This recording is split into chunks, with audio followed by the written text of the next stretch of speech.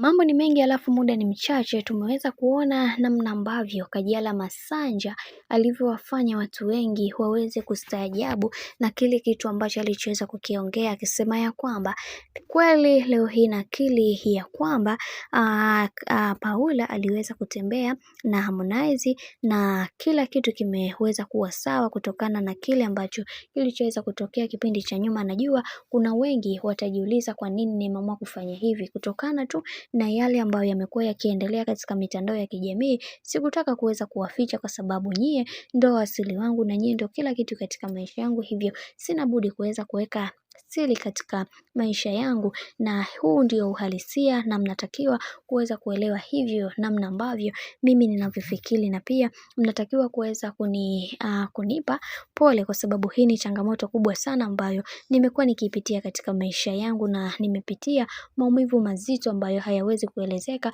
ila nina imani katika hili kila mtu atakuwa amejifunza, na kuna wengi ambao wanajua kuhusiana na familia zao na kuna siri ambazo wanazo na wanahitaji kuweza kuzitoa, ila ni vile wamekuwa sio mastaa katika hili, ila mimi kama mimi nimeshindwa kuweza kukaa na huu mzigo. Ni kweli tuliweza kushare mwanaume mmoja mimi na Paula, lakini mapenzi yana nguvu kuliko mnavyozani, na naamini kila kitu kitakwenda kuwa sawa. Kama Paula aliweza kusamehe na akaweza kubaliki kila kitu kikawa sawa, basi mimi ni nani niweze kupinga kuhusiana na hiki ambacho kinachoendelea. Bwana, mambo ndo kama hivyo. Bibie Kajala ameweza kufunguka juu ya yale ambayo yote yaliyoweza kutokea katika maisha yake. Bwana, mambo ni mengi sana alafu muda ni mchache. Mimi naomba nikusii kitu kimoja, kama ndo mara kwa kwanza basi usisahau kusubscribe, kulike, kushare pamoja na kucomment, kwani ukifanya hivyo utakuwa umejiweka katika nafasi nzuri ya wewe kuweza kuenjoy na kufurahi